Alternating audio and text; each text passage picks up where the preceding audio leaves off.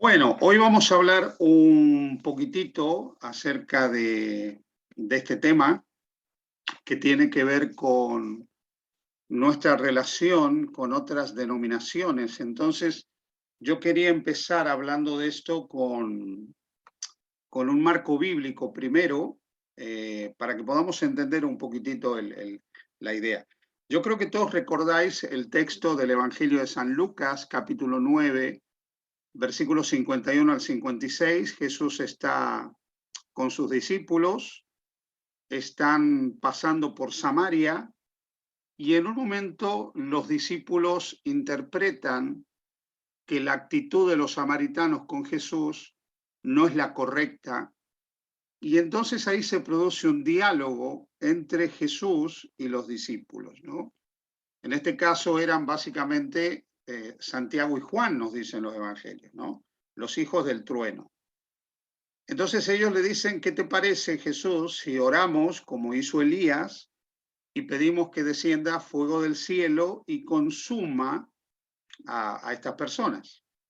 Aquí ellos están haciendo una mención a la actitud que tuvo el profeta Elías en tiempos del rey Acab, cuando él envió una serie de mensajeros, y bueno, en cada grupo de mensajeros que iba, pues, por lo menos los dos primeros, pues terminaron consumidos por el fuego, eh, ante el enojo y la oración de Elías para que sean consumidos, ¿no? Eso es un tema para hablarlo luego, pero no es el tema de hoy.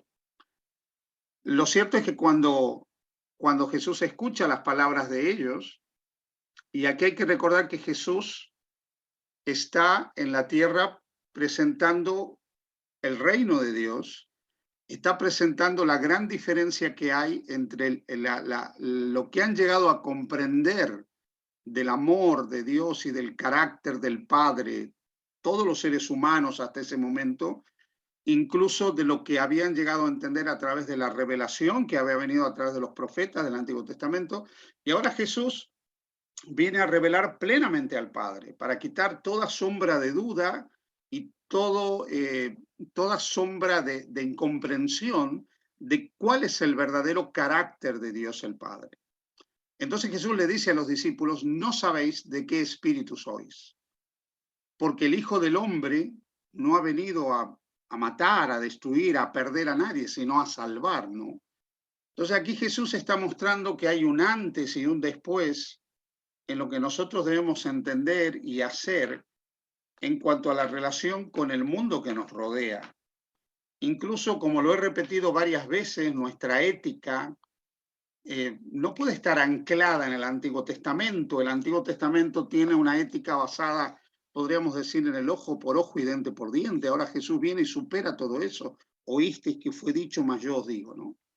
Entonces, la actitud de los discípulos de Cristo, de Juan y Santiago en este caso, representa esa manera de tratar al otro desde la perspectiva, podríamos decir, de la herejía, del que merece un castigo por no estar en lo correcto, por no actuar en lo correcto, y está anclada en esa dinámica del ojo por ojo, del diente por diente, que encontramos en el Antiguo Testamento. Pero ahora Jesús viene a mostrarnos algo mejor. Nos viene a mostrar la gracia, nos viene a mostrar el amor, nos viene a mostrar la compasión, y nos viene a mostrar que finalmente todos los seres humanos que caminan por este mundo, en última instancia, son seres humanos que están dañados por el mismo mal, o sea, infectados por el mismo mal, que es el mal del pecado, y en consecuencia todos estamos enfermos, no es que unos tengan una enfermedad y otros otras. El pecado nos ha afectado universalmente a todos, y en consecuencia todos somos seres necesitados de salvación y de redención en Cristo Jesús. De ahí que viene la pregunta necesaria para poder hablar de este tema, y es volver a lo que es la iglesia. ¿Quiénes son la iglesia? Yo quiero destacar nuevamente que en su momento hablamos acerca del concepto de iglesia y remanente. Si vosotros recordáis, esto lo mencionamos en un momento, ¿no? Iglesia y remanente. ¿Qué es la iglesia y qué es el remanente? Yo voy a volver un poquitito sobre esto para poder reforzar esta idea, este concepto. Y aquí quiero, al hablar de lo que vendría a ser el remanente, ¿no? Que es algo muy significativo para nosotros, cuando nosotros hablamos de remanente, no hay nada más ecuménico, permítanme que os diga, que el concepto de remanente, ¿no?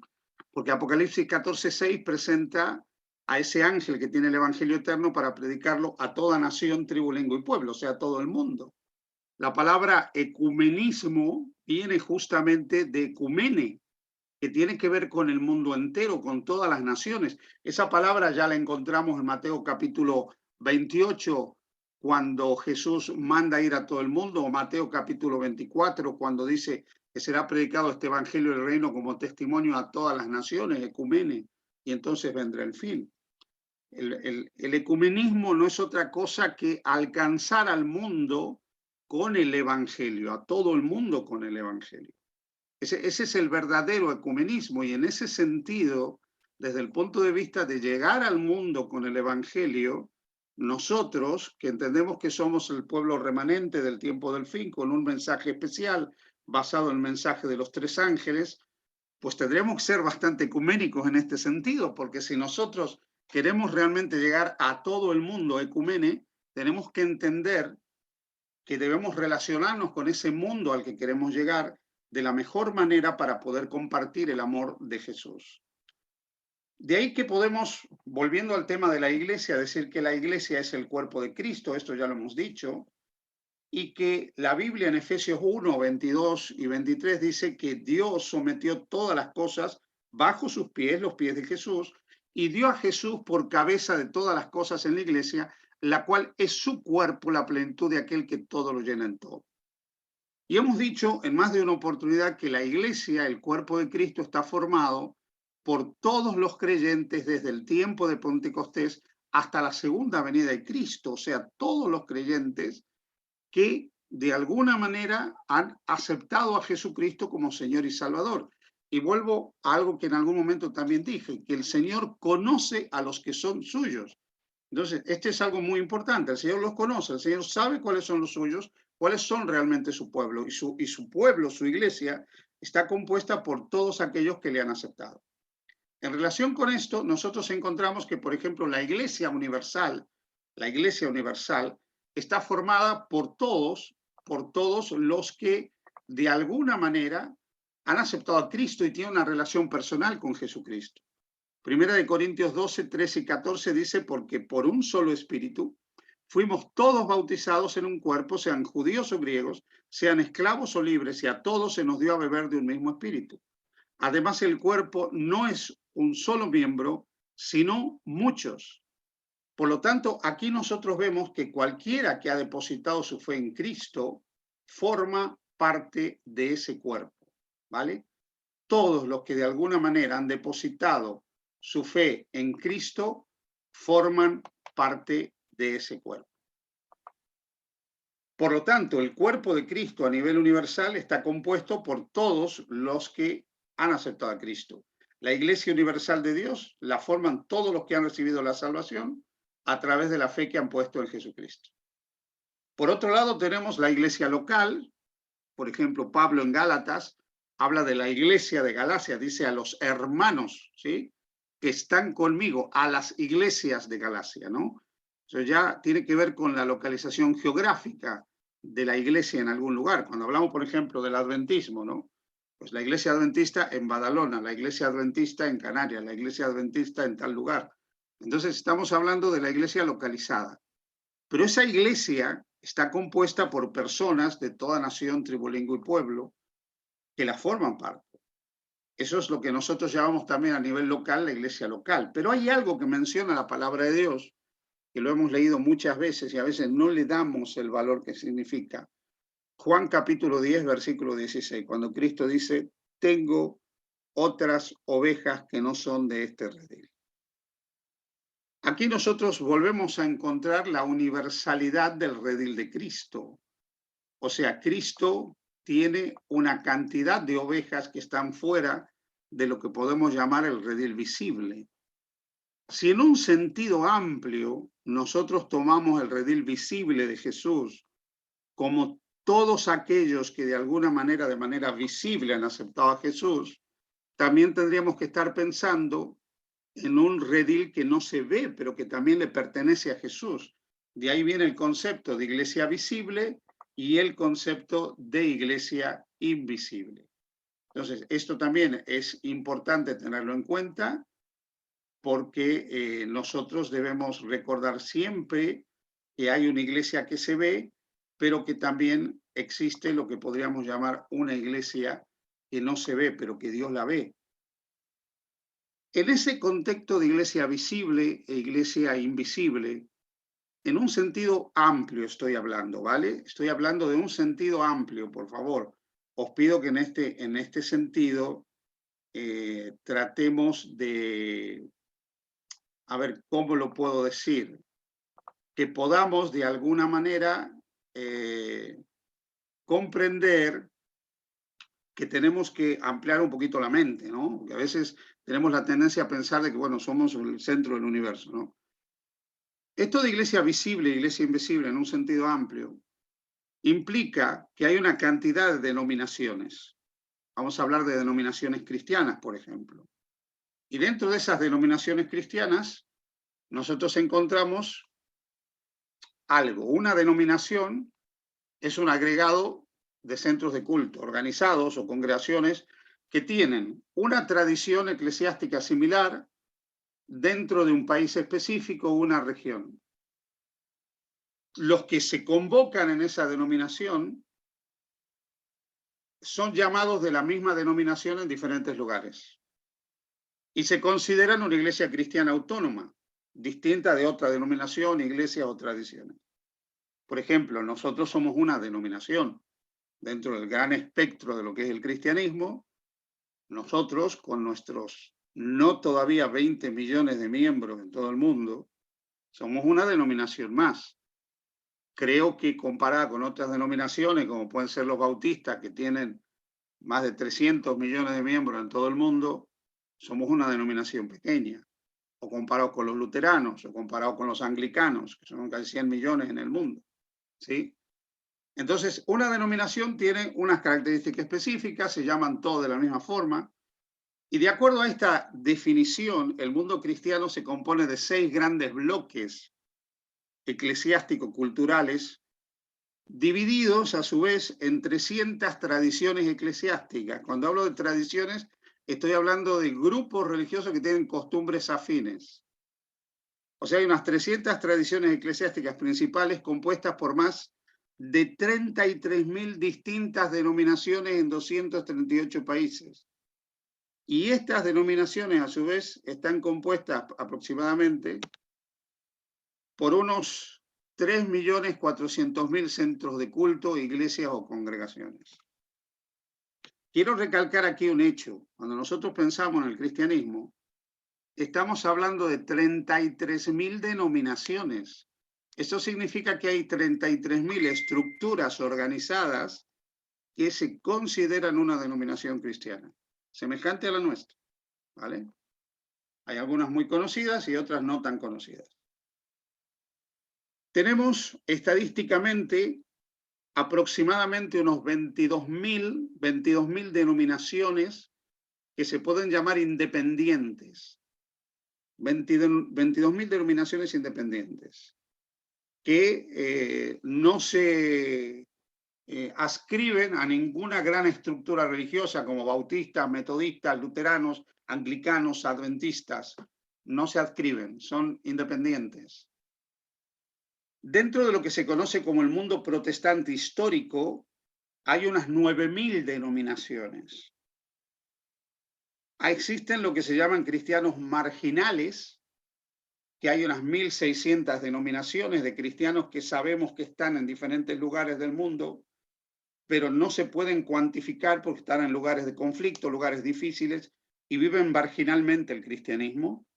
Sabemos que hay unas 781 iglesias ortodoxas o de tradición ortodoxa, que hay unas 242 iglesias de tradición católica, congregaciones, iglesias, denominaciones católicas, no solo la iglesia católica romana, tenemos la iglesia católica antigua, ¿sí? O sea, hay varias iglesias católicas.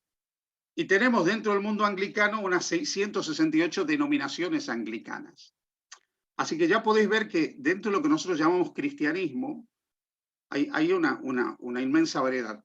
Mayormente todas estas denominaciones comparten elementos comunes, como su fe en Cristo como el único Salvador, aceptan con matices la autoridad de la Biblia como la palabra revelada de Dios y reconocen algunas cosas comunes. Luego cada una tiene puntos de vista que son diferentes, ¿no? Ahí podéis ver un poquitito a nivel estadístico. Esta es una estadística que yo saqué hace algún tiempo, cómo ha ido evolucionando, digamos, los católicos romanos, independientes, protestantes, anglicanos, cristianos marginales, ¿sí? Y si vosotros veis, esto avanza en el tiempo y ya podéis ver que para el año 2025, si el Señor no viene antes, pues habrá unas 55.000 denominaciones cristianas en el mundo. Esta es la proyección, ¿no? Entonces, evidentemente, nosotros cuando hablamos del cristianismo, estamos hablando de un cristianismo en un sentido amplio, por eso yo insistía en que lo veáis desde un punto de vista amplio, ¿no? Para poder tener en cuenta esto. Cristianismo son todos aquellos que en algún lugar aceptan a Cristo y digo más, si están dispuestos a dar su vida por Cristo. Por ejemplo, cada 5 minutos un cristiano muere en el mundo por persecución religiosa. Esto a nosotros se nos escapa. Nosotros, yo siempre digo, vivimos hablando del tiempo del fin, cuando nos persigan, cuando venga el decreto de muerte, una serie de cosas que hace más de 150 años estamos esperando, pero en realidad nosotros, comparados con otros cristianos, la pasamos pipa. O sea, no tenemos ningún problema en el mundo. O sea, el adventismo no es una religión perseguida prácticamente en ningún lugar del mundo. No tenemos persecución religiosa. No obstante, en muchos lugares, muchos cristianos de otras denominaciones que están más establecidas en esos lugares son perseguidos. Y cada 5 minutos muere uno. O sea, cada año hay unos 105.000 cristianos que mueren a causa de su fe. Esto es una estadística que le ha presentado la Conferencia Internacional eh, que tiene que ver con el diálogo interreligioso entre cristianos, judíos, musulmanes.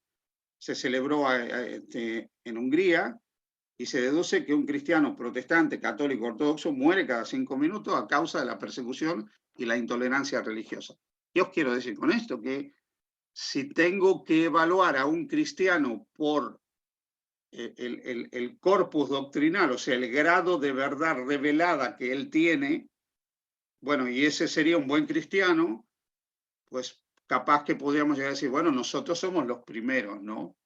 Pero si yo tuviera que evaluar a un auténtico cristiano por alguien que independientemente de que no tenga tanta luz, está dispuesto a jugársela por Cristo y a morir por Cristo, pues señores, hay 105.000 cristianos que están dando su vida por Cristo y quizás no tienen el corpus doctrinal que yo tengo, no guardan el sábado y creen cosas que yo no creo.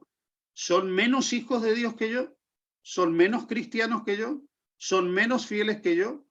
Pues cuando yo leo Apocalipsis capítulo 2, el mensaje a la iglesia de Esmirna dice, ser fiel hasta la muerte y te daré la corona de la vida. Pues estos están siendo fieles hasta la muerte. Por lo tanto, tienen la corona de la vida. Entonces, evidentemente, cuando nosotros pensamos en el cristianismo, dejadme que los diga con todo afecto, tenemos que dejar de mirarnos en lo, o sea, el ombligo y pensar que somos a veces los únicos cristianos que están en el mundo, que decimos sí, sí, pero no. O sea, nosotros como que queremos creerlo teóricamente, pero luego en la práctica siempre volvemos como, bueno, somos nosotros, ¿no? Entonces, el mensaje de la Biblia, lo que dice Lucas 9, 49 y 50, lo que dice Filipenses 1, cuando Pablo dice que es lo que le interesa es que el evangelio sea predicado, no importa quién, cómo ni por qué lo predique, sino que Cristo sea llevado adelante. Nos tiene que plantear la idea de que Jesús no es mío, no me pertenece a mí, no le pertenece a mi iglesia, no le pertenece a mi denominación. ¿Sí? En el mundo tenemos, por lo menos que se pueden identificar, más de 2.200 millones de personas que son cristianas. Dentro de esos hay unos 1.700 millones de cristianos que han sido bautizados en diferentes denominaciones. Tampoco somos los más del mundo, ¿no?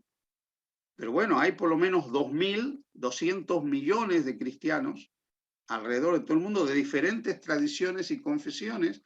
Y estos cristianos que reconocen a Cristo como su Señor y su Salvador, muchos de los cuales mueren cada año por la intolerancia y la persecución religiosa, se han entregado a Jesús. Entonces creo que debiéramos ser un poco más humildes a la hora de entender el cristianismo y debiéramos ser un poco más inclusivos a la hora de comprender lo que es la iglesia y respetuosos, incluso con todos esos mártires modernos que día a día, mes a mes y año a año, están sellando su fe a través de la entrega de sus vidas por el Evangelio. La palabra ecuménico, como os decía al principio, viene de ecumene y tiene que ver con todo, con toda la tierra, con todas las naciones, donde finalmente el Evangelio tiene que llegar. Cuando nosotros hablamos de ecumenismo, hay 3 elementos del ecumenismo que hay que tenerlos en cuenta y voy a explicar algo en relación con esto, ¿sí?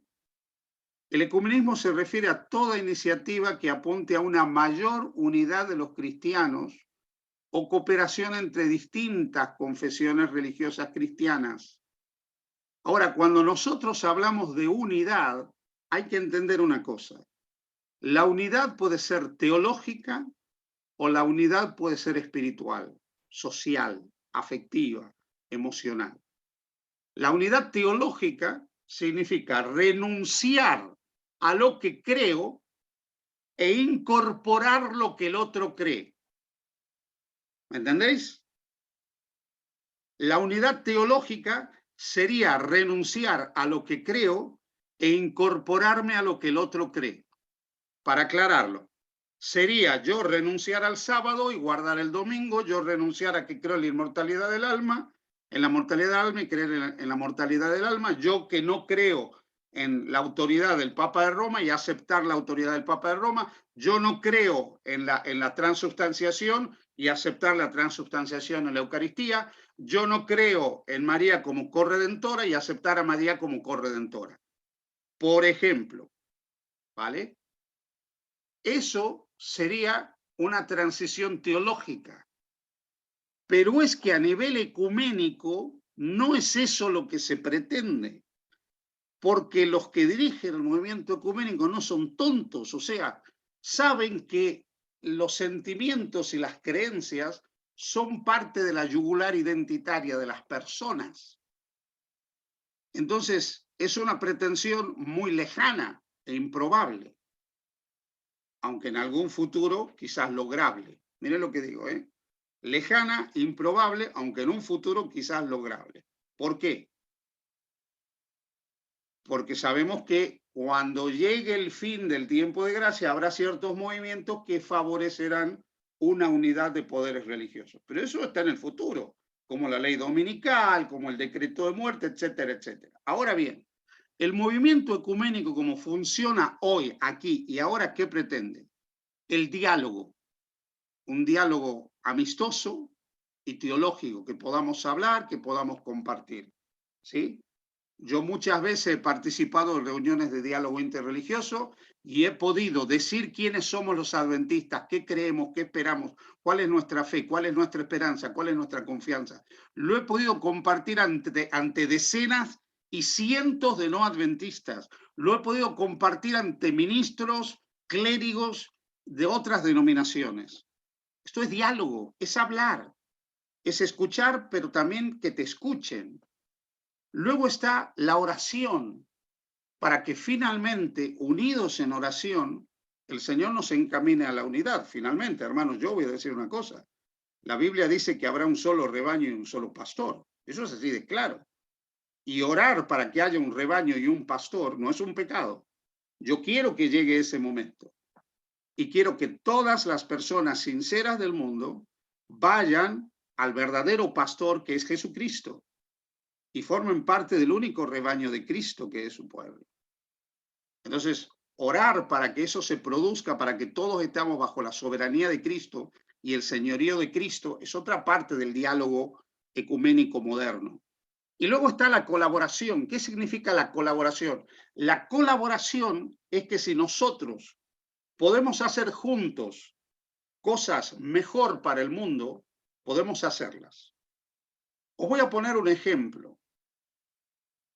El otro día me llama una persona por teléfono y me dice si qué opino yo de colaborar con la Fundación Vicente Ferrer. Y me dice lo siguiente: esa fundación es una fundación de origen católica porque la fundó un misionero, pero ellos se dedican a obras de caridad. Y me dice, ¿cómo ves tú si nosotros, a través de ADRA, colaboramos con esa fundación? Porque en última instancia sería colaborar con una fundación católica. A ver, si yo tengo que colaborar con judíos, musulmanes, católicos o ateos para hacerle la vida mejor a una persona que no tiene que comer, ¿qué problema hay? ¿Alguien me lo puede explicar? ¿Alguien me puede decir dónde está el problema? O yo voy a decir, no, mira, yo no me junto contigo para ayudar al prójimo, ayudarlo mejor, porque tú eres moro y yo soy cristiano.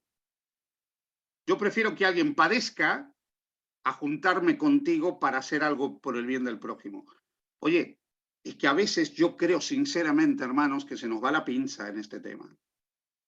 Y no llegamos a entender que dialogar no es hacerme de esa denominación, que incluso orar con otro no es hacerme de esa denominación, que colaborar con otro no es hacerme de esa denominación, si la colaboración implica hacer el bien por otros, para ayudar a que este mundo que ya es duro sea mejor.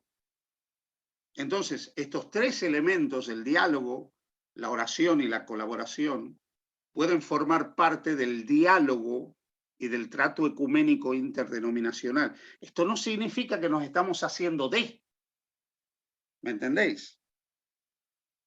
Ahora también os voy a decir una cosa que yo he observado, ¿sí? Permitidme que los diga con todas las letras, ¿eh? A mí me ha pasado, y lo he visto además, que nosotros a la hora, por ejemplo, ¿sí? En ciertas ocasiones, si alguien de otra denominación nos solicita el templo porque no tiene un lugar donde congregarse, nos cuesta cederlo. Algunos lo han hecho a través de una transacción. Ya sabéis que poderosos caballeros don dinero, ¿no? Entonces, siempre tenemos problemas para que alguien de otra denominación haga cultos en nuestras iglesias, en nuestros templos. Yo no diría iglesia, diría templos, porque la iglesia son los seres humanos finalmente. Pero cuando nosotros tenemos que alquilarle a otro la denominación, no nos importa. Y nosotros tenemos alquiladas iglesias bautistas, metodistas, anglicanos en diferentes lugares del mundo. Y ellos nos la alquilan, incluso nos la ceden a veces. En algunos lugares donde, por ejemplo, en Inglaterra, Escocia, donde hay tantas iglesias que no tienen uso, mira, ahí la tenéis, ¿sí? Les cuesta mucho menos a ellos que a nosotros la inclusión en este sentido. Es como que nosotros creyéramos que si de pronto nosotros dejamos que alguien de otra denominación, a menos que pague, ¿vale? Me parece que cuando paga los malos espíritus no entran, ¿no? Va a entrar como sea una suerte de posesión demoníaca a las paredes del templo, ¿no? Y yo creo que ahí nos equivocamos, porque no entendemos ni lo que es un templo, ni lo que son ladrillos, ni lo que es, etcétera, ¿no? Entonces, dicho esto, veamos qué dice Ellen White, porque en el fondo de la cuestión ecuménica, en la Iglesia Adventista, y permitidme que lo diga así, todos los problemas vienen a través de doña Elena de White. Pero como he dicho muchas veces, no vienen por Elena de White, sino por cómo han usado a Ellen White y cómo han querido presentar la idea que ella tiene del cristianismo. Pero hoy yo voy a compartir con algunos de vosotros, otros ya la han visto, vuelvo a decir que los pobres hermanos de Badalona ya me tienen más que conocido, relajados que ya queda poco, ¿sí? Pero para otros pueden ser citas nuevas, ¿vale? Y esta es la verdadera Ellen White. Esta es la Ellen White, adventista del séptimo día, que viene de tradición metodista, profundamente protestante, mujer del siglo XIX, de la era victoriana, pero que me dice cómo debo ver el resto del mundo cristiano. Esto es lo que ella dice. Y a mí me parece importante que lo sepáis. Mirad esta declaración. Dice, nuestra más grande necesidad es un corazón limpio, puro y una mente comprensiva. Toda clase de falsedades maliciosas circulan en contra de Cristo y serán circuladas en contra del pueblo que guarda los mandamientos de Dios. ¿Cómo probaremos que estas son falsas? Vean lo que dice. Todo lo que se dice de nosotros, ¿cómo probaremos que esto es falso? ¿Lo haremos levantando una pared entre nosotros y el mundo? La oración de Cristo aclara este punto. No ruego que los quites del mundo, sino que los guardes del mal. Aunque nuestro trabajo, el misionero, aclaro, debe ser agresivo, o sea, intenso, debe hacerse basado sobre los principios bíblicos. Todas nuestras empresas han de ser administradas con la sencillez de Cristo, con paciencia, clemencia y amor hacia Dios y hacia Cristo. Nuestro trabajo es convencer, no condenar. Los seres humanos a nuestro alrededor poseen las mismas debilidades que nosotros. Todos. Condenar, no. Entender, por supuesto. Levantar muros que nos dividen más, no. Nada de esto. Otra cita de ella. Cuando algunos que carecen del Espíritu y del poder de Dios llegan a un campo nuevo, los pastores que llegan a un campo nuevo, los trasladan, evangelistas, etc. Fijaros, dice, comienzan denunciando a otras denominaciones. Yo recuerdo cuando yo estudiaba el 5º año del bachillerato, que tenía un profesor, era el profesor de historia, que me hacía dar las clases a mí, me hacía mucha gracia, porque el tío me hacía dar las clases a mí, el tío. Se sentaba y decía, Pose, de la clase de hoy que va de tal tema, ¿no? Bueno, yo como la historia siempre me gustó y estaba bastante leído para aquella época, pues yo la daba la clase. Y un día recuerdo que él dice, yo tengo un amigo, bueno, yo tengo un compañero, dice, de trabajo en otro colegio, en otro instituto, que es adventista. Y estos odian al Papa, vienen hablando mal de la Iglesia Católica, que la Iglesia Católica es esto, aquello, lo otro. Y odia al Papa. En esa misma sala había una joven de 17 años, pelirroja, pecosita, muy bonita, que se llamaba Sandra. Y ella se levanta y dice, perdone, profesor, yo soy adventista y yo no odio a nadie, tampoco al Papa. Y bueno, fijaros que ahí empezó un diálogo interreligioso entre ella y yo. Y fijaros qué productivo puede ser el diálogo interreligioso, que ya tenemos hasta un nieto. El diálogo siempre es productivo, el condenar no. El profesor de historia jamás se hizo adventista.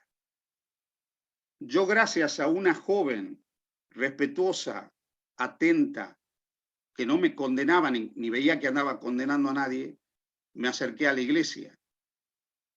Entonces la actitud determina muchas cosas. Ella está hablando de ministros que llegan al lugar y comienzan, dice, a condenar a otras denominaciones pensando que pueden convencer a la gente de la verdad al presentar, mirá lo que dice, las inconsistencias de las iglesias populares. Y yo esto lo he visto. Lo he visto en ciclos de conferencias donde yo he estado como evangelista asociado, y yo veía al evangelista que llegaba. Me acuerdo uno que dio unas conferencias en un lugar donde había una gran iglesia luterana y una gran iglesia reformada. Lo primero que hizo es atacar a los protestantes, a los luteranos, a los reformados. Sacó todos los trapos feos que tienen. ¿Cuál fue el resultado? Lo que dice el lenguaje. En general solo crea prejuicios en contra de nuestro trabajo y cierra los oídos de muchos que de otra manera hubieran escuchado la verdad. Esto lo dice Ellen White. Dice, si estos maestros se conectaran estrechamente con Cristo, aquellos que han llegado a condenar y mostrar todo lo malo de otros, tendrían la sabiduría divina para saber cómo dirigirse a las personas. Con lo cual os digo, cuando veáis un ministro que se dedica a condenar a otras denominaciones y a criticar a otras denominaciones, preguntaros si realmente está conectado con Cristo y si realmente en consecuencia tiene la sabiduría divina para saber cómo dirigirse a las personas. Y esto lo dice esta declaración. Testimonios para la Iglesia, tomo 4, página 535. Pero mirad esto otro. Pero con respecto a esta rama del trabajo he sido instruida para decir a nuestros hermanos, tened cuidado, al presentar el mensaje no hagáis ataques personales a otras iglesias, ni aún a la Iglesia Católico Romana. Los ángeles de Dios ven en las diferentes denominaciones a muchas personas que pueden ser alcanzadas únicamente merced al mayor cuidado. Por lo tanto, seamos cuidadosos de nuestras palabras. No sigan nuestros pastores sus propios impulsos denunciando y exponiendo el misterio de iniquidad. A ver, con todo el amor del mundo, y sin querer ser del que muerde la mano que le da de comer, ¿vale? Pero aquí hay más de un colega que esta declaración no la ha leído, No la ha leído. Y cuando nosotros entramos a YouTube, vemos algunos colegas nuestros, evangelistas muy famosos, incluso los traemos y los llevamos a otro lugar. Lo hemos tenido algunos de ellos acá, en la zona de Cataluña, en una iglesia muy importante, ¿sí? No voy a decir el nombre, me da igual, ¿sí? Cada uno se enterará de lo que digo. Esto no lo leyó, Esto no lo tiene en cuenta. Y ahí es donde ella dice, no sigan nuestros pastores sus propios impulsos, denunciando y exponiendo el misterio de iniquidad. Muchos están engañados. Hablar la verdad en tonos y palabras de amor. Sea Cristo Jesús exaltado. Manteneos en la afirmativa de la verdad. Nunca dejéis el camino recto que Dios ha señalado con el propósito de dar a alguien una estocada. Esta estocada puede hacer mucho daño y ningún bien puede extinguir la convicción en muchas mentes. Muy bien. Ellen White. ¿Sí? Ellen White. Este es Ellen White, señores. La Ellen White respetuosa, la Ellen White tolerante, la Ellen White inclusiva, la Ellen White que entiende que se debe predicar aún las verdades distintivas sin condenación, sin crítica, sin denuncia, sin mostrar el misterio de iniquidad, sin atacar. Este es Ellen White.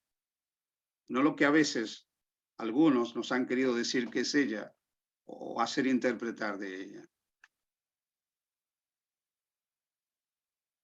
Una declaración de ella muy impactante es del 8 de mayo del año 1900. Ella escribe, debería haberse hecho más trabajo en favor de los que están en puestos altos. Dice, aquellos que dan el último mensaje de misericordia al mundo caído no han de pasar por alto a los ministros. Los siervos de Dios deben acercarse a ellos como quienes tienen un profundo interés en su bienestar y suplicar por ellos en oración. ¿Qué está diciendo ella? Que los siervos de Dios, los pastores adventistas, deben acercarse a los ministros de otras denominaciones, mostrar su interés por ellos, hablar, orar. Pero ahora fijaros esta otra declaración. Nuestros ministros deben procurar acercarse a los ministros de otras denominaciones. Oren por estos hombres y con ellos. Yo hace algún tiempo pedí que un pastor adventista me reemplace en una reunión a la que yo no podía ir, y el pastor adventista no pudo ir a orar con otros ministros de otras denominaciones porque tenía una objeción de conciencia. ¿Sí? Tampoco leyó esta declaración nunca, ¿eh? Nuestros ministros deben procurar acercarse a los ministros de otras denominaciones. Oren por estos hombres y con ellos, pues Cristo intercede por ellos. Y ahora mirad lo que dice de estos ministros de otras denominaciones. Tienen una solemne responsabilidad. Como mensajeros de Cristo, debemos manifestar profundo y ferviente interés en estos pastores del rebaño. ¿Cómo le llama a los ministros de otras denominaciones? Pastores del rebaño. Cuánto respeto, cuánta altura, cuánto ponerse al nivel del otro, qué ausencia de condenación. Aquí está. Ella misma le llama a los ministros de otras denominaciones pastores del rebaño. ¿Por qué? Pues porque la Biblia dice que en todo ese mundo donde puede haber mucha confusión religiosa, que nosotros llamamos Babilonia, está el pueblo de Dios. Y hay ministros que ministran en ese pueblo, que es el rebaño del Señor también. Esta otra declaración dice, mucho han perdido nuestros hermanos al seguir planes tan estrechos que no alcanzan a las clases más inteligentes y mejor educadas. Demasiado a menudo la obra ha sido dirigida de tal manera que ha dado la idea a los no creyentes de que es de poca consecuencia. Se necesita mucha sabiduría para alcanzar a los pastores y hombres de influencia. Pero ¿por qué habrían de ser descuidados como lo son por parte de nuestros hermanos? Donde se ha dado mucho, mucho será vuelto a pedir. ¿No debiera haber estudio más profundo y mucha más oración por sabiduría para que sepamos cómo alcanzar a estas clases? ¿No debiera emplearse sabiduría y tacto para ganar estas almas? Que si llegaran a convertirse realmente sean instrumentos pulidos en las manos de Dios para alcanzar a otros.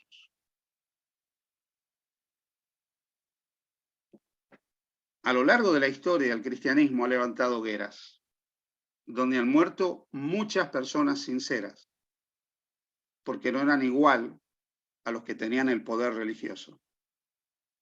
Hoy nosotros a veces no levantamos hogueras físicas, pero levantamos hogueras psicológicas, levantamos hogueras teológicas, levantamos hogueras denominacionales, existenciales, donde también quemamos al hereje, porque de alguna manera lo queremos hacer desaparecer, porque lo que es diferente pues no nos termina de acercar, ¿sí?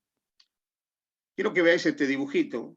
Cuando lo vi me impactó, porque esto muestra un poquitito el tema de las diferencias, ¿no?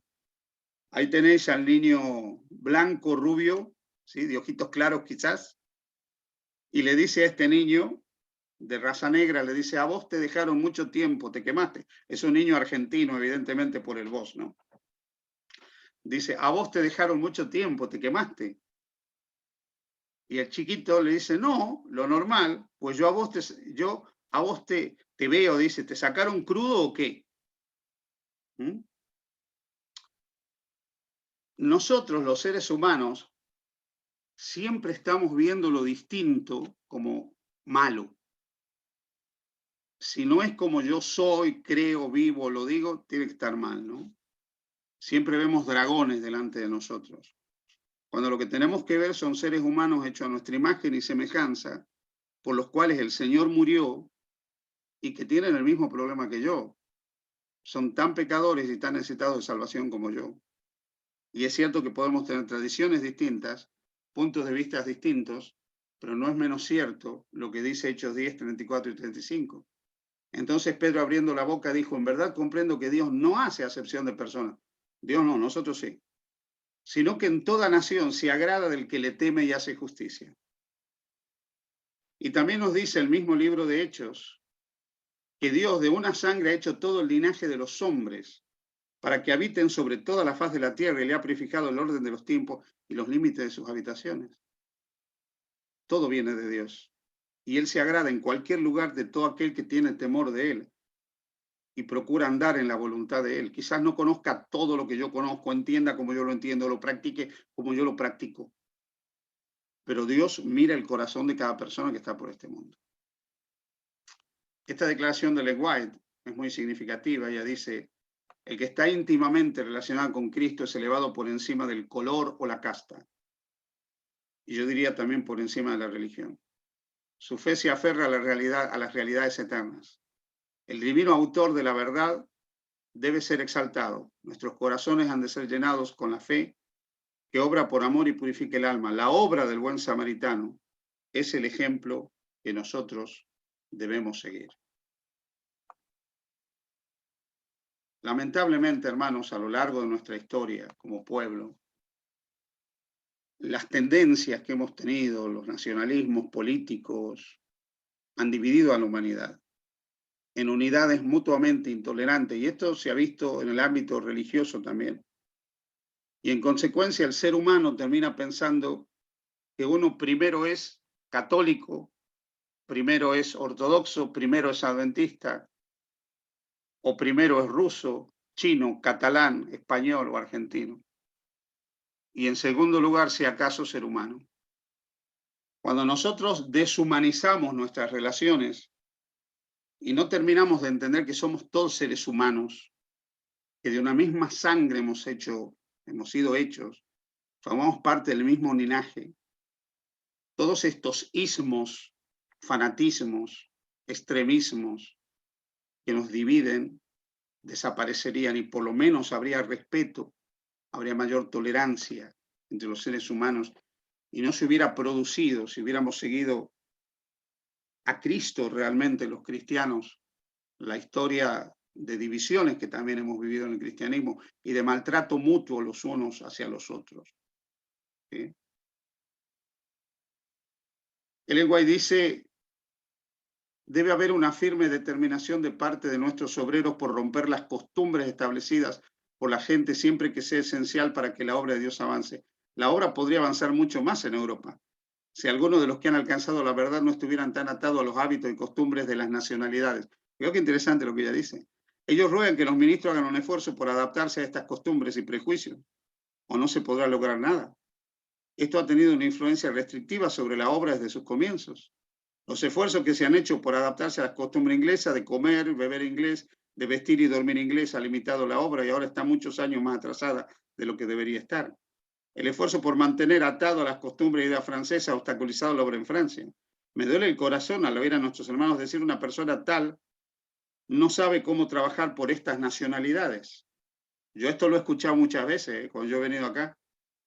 A mí me han dicho que por venir de fuera no iba a saber trabajar bien aquí, me tengo que adaptar, porque somos diferentes, que esto, que lo otro. Mira, yo a la hora de la verdad he comprendido que somos tan miserables pecadores de este lado del Atlántico y del otro, ¿eh?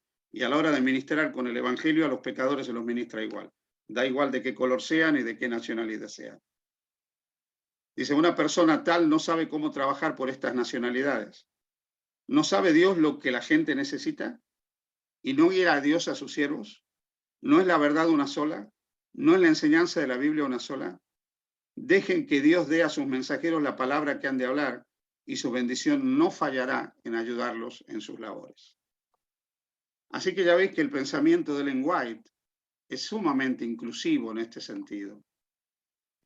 Porque finalmente una mujer que basaba su ética de las relaciones interdenominacionales, sociales y humanas en la Biblia, no podía ser sectaria, porque ella creía estas palabras.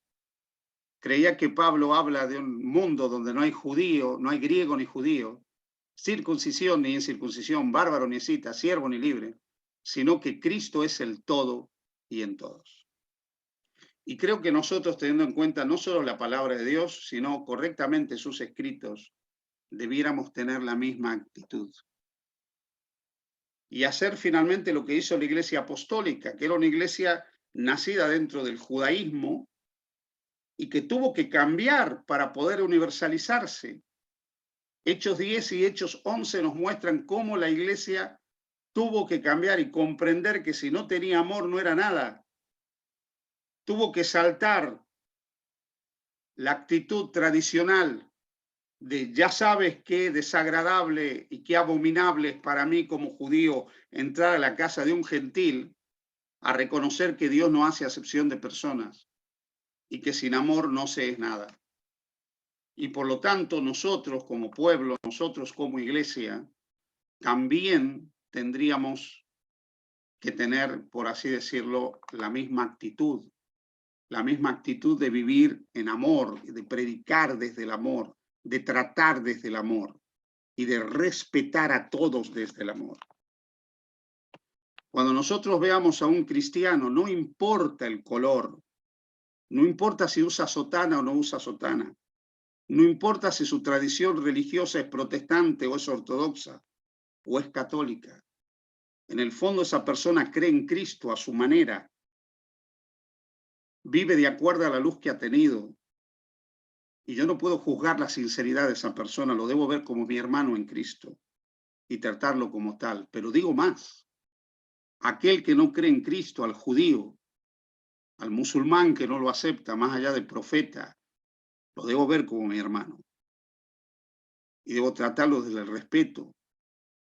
Y aún aquel que no cree nada, lo debo ver como hijo de Dios. Y desde el amor tratar a todas las personas. Cuando yo pienso en mis hermanos de otras denominaciones, lo pienso así, son mis hermanos. Y yo sé que en el tiempo final, un tiempo que yo no estoy viviendo, al cual yo no he llegado, habrá ciertos movimientos que se darán, que llevarán al mundo cristiano a un desenlace de cosas que vendrán, pero que ahora no son. Y mientras ese tiempo no llegue, no tengo por qué anticipar ningún trato discriminatorio por algo que no ha acontecido con aquellos que forman parte del rebaño de Cristo. Así que quisiera invitaros a que con la ayuda de Dios todos podamos tener una actitud de amor, de compasión, de misericordia, de respeto y una actitud verdaderamente ecuménica en el sentido de lo que es el ecumenismo. Ecuménicos para dialogar respetuosamente, escuchando y compartiendo, para orar, para que finalmente llegue el momento en que todos seamos uno, a los pies de Jesucristo. Ecuménicos para poder hacer cosas que nos ayuden a hacer de este mundo un mundo mejor para todos. ¿Qué importa si finalmente le doy mi mano a un metodista, a un bautista, a un luterano, a un católico? Si uniendo fuerzas puedo ayudar a otros, mejorar la calidad de vida de otra persona. Debemos juntos mostrar el amor de Cristo. Yo recuerdo hace muchos años, cuando yo era estudiante en el seminario, tuve un profesor extraordinario, ya anciano, de origen chileno, el pastor Sergio Olivares, y él nos decía la mejor manera de conocer a otras denominaciones es escuchando lo que ellos creen. No leáis libros que hablan acerca de ellos. Los libros muchas veces son tendenciosos. Y vosotros lo podéis ver, cualquiera que lea algún libro que hable de los adventistas se va a enterar lo que otros piensan de nosotros, ¿sí? Y a veces nos hemos creado, o sea, la fama no la tenemos de balde, ¿no? Así que él diseñó un plan de estudios en el cual cada semana, cuando él tenía clases, la clase nos la daban ministros, clérigos de otras denominaciones. Y yo escuchaba a un obispo católico explicarme lo que era el catolicismo, y le podía preguntar cosas. Y pude escuchar a un ministro que dirigía la iglesia luterana y la iglesia anglicana, y a un líder de la iglesia metodista, a un líder de la iglesia pentecostal, ministros que me explicaban desde ellos lo que ellos comprendían, con los cuales luego dialogábamos. Ellos nos hacían también preguntas a nosotros. y compartíamos espacios comunes de estudio, de reflexión y de oración. De los 50 jóvenes que participamos de esas clases, donde pasaron por esas clases dándonos clases, obispos y sacerdotes católicos, pastores y ministros bautistas, metodistas, anglicanos, pentecostales, luteranos, congregacionalistas, judíos, rabinos e imanes musulmanes. Ninguno de los 50 nos salimos de la iglesia adventista, ¿eh?